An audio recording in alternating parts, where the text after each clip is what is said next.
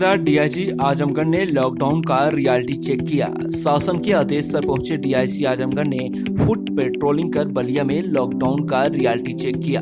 सड़क पर pant, T shirt और चप्पल पहनकर लॉकडाउन का निरीक्षण करते नजर आए। वहीं सड़क के किनारे रह रहे लोगों से हालचाल और खाने की व्यवस्था के बारे में पूछा। कई घरों में खुद उन्होंने खाद्यान्न का वितरण भी किया। रेलवे स्टेशन पर सो रहे लोगों से भी पूछताछ की। बिहार और अन्य जिलों के लोगों को रेलवे स्टेशन पर सोए देख डीआईजी आजमगढ़ ने शेल्टर होम भिजवाया। स्टेशन से खराब। क्या नाम है आपका? मेरा मीनू। इनका भी नोट कर लो सीओ साहब। ऐसे जितने लोग हैं अभी भी सारे लोगों को उधर बात करिए डीएम साहब से, एसपी साहब से, किसी शेल्टर होम में कर दीजिए। ये लोग तो जब तक लॉकडाउन नहीं खुलेगा यहाँ रह करके क्या करें? यहाँ रहने से ज्यादा नुकसान होने के चांसेस प्रदूषण फैलाने के होंगे, इनके भी संक्रमित होने के और दूसरों के। कई भिखारियों को देखकर उन्होंने तुरंत आश्रय गृह भिजवाया। उन्होंने बताया कि अभी जितने भी लोग मिले हैं सभी का मेडिकल चेकअप होगा। कुछ कदम आगे बढ़े तो उन्होंने गोद में बच्चों को देख तुरंत इंस्पेक्टर को दूध की व्यवस्था करने को कहा। रास्ते में बिना पास के गाड़ी पर घूमते लोगों का चालान भी करवाया। होना चाहिए कि एक ही आदमी जा सकता है स्टेशन पे, एक की जगह 3 जा रहे हो, उसमें भी छोटा बच्चा भी बिठाए हो। उनकी बाइक का नंबर पीछे से ले लो, ई चालान भेज दो, ठीक है? मेरी तरफ से भेज देना। रेलवे स्टेशन का भ्रमण पहले से ही अपने दिमाग में सुनिश्चित किया गया था। उसी क्रम में रेलवे स्टेशन पर देखा तो वहाँ पर बहुत सारे ऐसे लोग मिले जो अन्य प्रांतों के भी हैं, कुछ अन्य जनपदों के हैं। कुछ लोग उसमें आजकल में आए हैं, कुछ लोग 15-20 दिनों से थे। कुछ ऐसे हैं जो स्थानीय स्तर पर ही रह करके बेगर्स का कार्य करते थे, जिनके इस समय डेली भोजन का कोई निश्चित सोर्स नहीं है। कुछ ऐसे भी लोग थे जो वहाँ पर बाटी चोखा की या अदर्स की छोटी मोटी पान की गुमटियाँ लगाया करते थे, जो इस समय बंद है।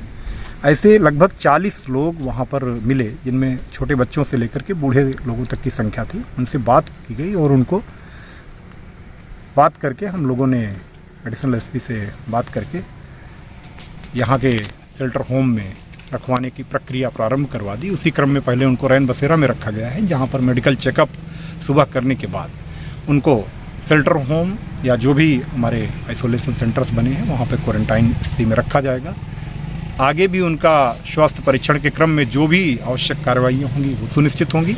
बेसिक उद्देश्य ये है कि वह किसी अन्य व्यक्ति के ना तो संक्रमित व्यक्ति के प्रभाव में आए, ना तो उनके अगर वो किसी भी रूप में संक्रमित हों तो अन्य को उनके द्वारा संक्रमण हो सके, और किसी भी रूप में यहाँ पर लावारिस रहने की अपेक्षा एक सुनिश्चित स्थान पर जहाँ पे प्रशासनिक व्यवस्थाएं पहले से ही हैं वहाँ पर रहना ज़्यादा बेटर होगा। इसी क्रम में सभी लोगों को रैन बसेरा में शिफ्ट कर दिया गया है।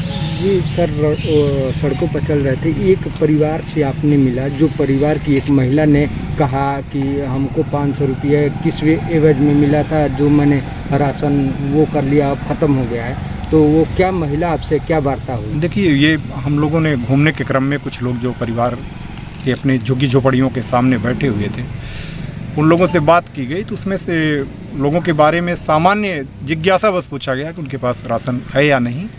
उस क्रम में उस महिला ने बताया कि उसके पास आसपास करीब 7-8 लोगों का परिवार है जिनके पास राशन नहीं है। उनके पास जो माननीय प्रधानमंत्री जी की भिन्न भिन्न योजनाओं में जो गरीबों के लिए पैसे आए हैं, उस कड़ी में उनके पास जो 1-1 हज़ार रुपये आए हैं, उससे उन्होंने पैसे निकाल करके 500 रुपये पर परिवार ने निकाल के राशन खरीदे हैं। आगे के राशन नहीं थे। उसी की कड़ी में यहाँ जो बहुत अच्छी अन्नपूर्णा योजना पुलिस पब्लिक सहयोग के समन्वय से चल रही है, उससे तत्काल मेरे द्वारा इंस्पेक्टर से और एडिशनल एसपी से बात करके राशन मंगा करके उन लोगों को पुलिस द्वारा उन 8 परिवारों को दिया गया है।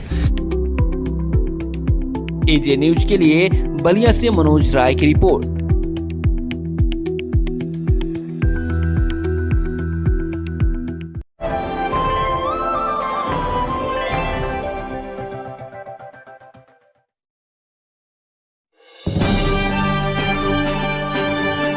अगर आपने अब तक हमारा चैनल सब्सक्राइब नहीं किया है तो सब्सक्राइब बटन पर क्लिक करके सब्सक्राइब करें। न्यूज अपडेट सबसे पहले पाने के लिए बेल आइकन पर जरूर क्लिक करें।